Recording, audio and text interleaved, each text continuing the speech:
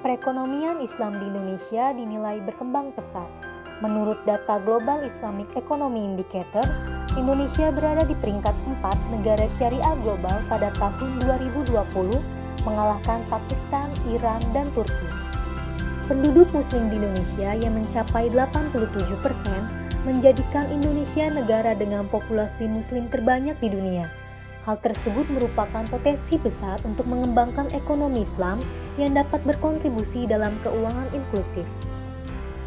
Industri keuangan syariah adalah raksasa yang sedang tidur. Saat ini, pemerintah memiliki concern besar untuk membangkitkan raksasa ini.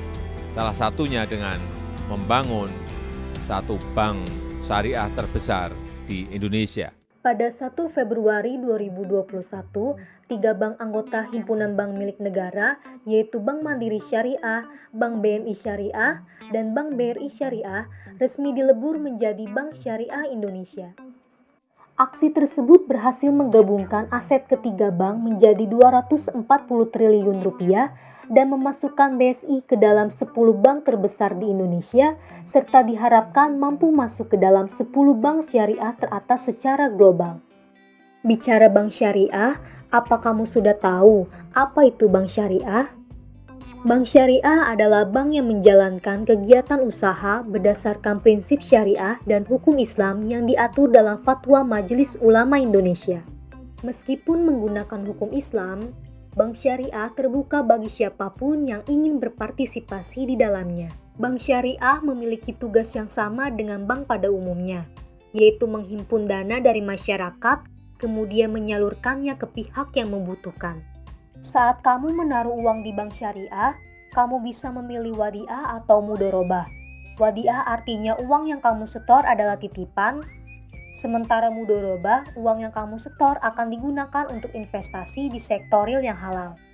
Perbedaan mendasar bank syariah dengan bank biasa adalah bank syariah tidak menggunakan bunga dalam aktivitasnya. Aktivitas bank dilakukan dengan sistem bagi hasil melalui penyertaan saham. Besarnya rasio bagi hasil ditentukan pada waktu akad. Apabila pihak yang diberi pendanaan mendapatkan untung, maka bank berhak atas sebagian dari keuntungan tersebut. Namun, apabila pihak yang diberi pendanaan tidak menghasilkan untung, maka bank turut menanggung kerugian tersebut. Selain wadiah dan mudorobah, bank syariah juga memiliki beberapa transaksi lainnya yang sesuai dengan Fatwa Majelis Ulama Indonesia dan di bawah pengawasan Dewan Syariah Nasional. Fungsi akad tersebut adalah supaya masyarakat terhindar dari transaksi yang dilarang agama, seperti maisir atau judi, goror atau ketidakpastian, riba, dan sebagainya. Berkat sistem yang berbeda dengan bank biasa, pada saat pandemi, bank syariah mampu menunjukkan kinerja dengan tren yang positif. Berdasarkan laporan kuartal 2 tahun 2021, total aset bank syariah di Indonesia pada bulan Mei meningkat sebesar 15,54%, jauh di atas bank umum yang hanya 7,66%. Di sisi pembiayaan, bank syariah di Indonesia mampu tumbuh sebesar 7,32%, jauh melebihi bank biasa yang tumbuh negatif 1,20%. Sebagian besar pembiayaan bank syariah Indonesia ada di sektor consumer, dengan tingkat pembiayaan macet di bawah 5% dan lebih dari 50% pembiayaan termasuk ke dalam pembiayaan properti. Menurut Heri Gunardi selaku Direktur Utama Bank Syariah Indonesia, dari 180 juta penduduk Muslim di Indonesia, baru 30,27 juta yang menjadi nasabah bank syariah. Ini menandakan potensi pasar bank syariah besar dan belum tergarap seluruhnya. Padahal di tahun 2024, diperkirakan potensi pasar halal di Indonesia mencapai 10% dari pasar global syariah, yaitu 4.800 triliun rupiah. Cakupan bank syariah Indonesia sangat luas, mulai dari UMKM yang jadi jagoan BRI Syariah, hingga ke korporat yang jadi andalan Mandiri dan BNI Syariah. Tentu saja ini merupakan keunggulan kompetitif yang tidak dimiliki oleh bank lain. Dengan total 1.500 kantor cabang dan 1.700 mesin ATM yang tersebar di seluruh Indonesia, BSI juga diharapkan akan menjadi one-stop financial solution karena dapat mengintegrasikan seluruh layanan perbankan syariah. Salah satu terobosan yang saat ini dikembangkan oleh Bank Syariah Indonesia adalah layanan digital berupa aplikasi BSI Mobile yang mengusung tema spiritual, sosial, dan finansial. Layanan spiritual mengusung waktu sholat, arah kiblat, dan sebagainya.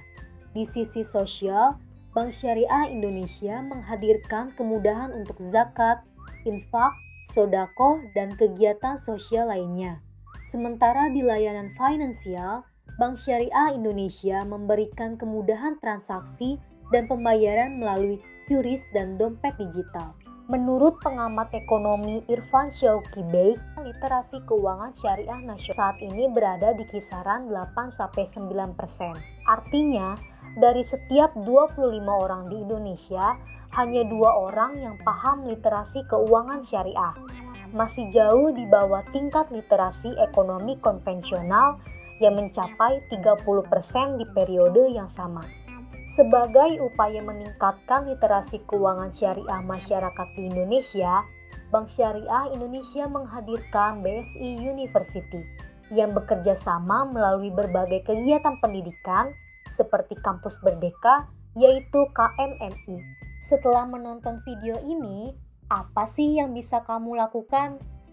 Kamu bisa menjadi insan yang berkontribusi membangun perekonomian syariah di Indonesia dengan menjadi bagian dari Bank Syariah Indonesia. Tunggu apa lagi? Ayo, jadi insan perekonomian syariah Indonesia.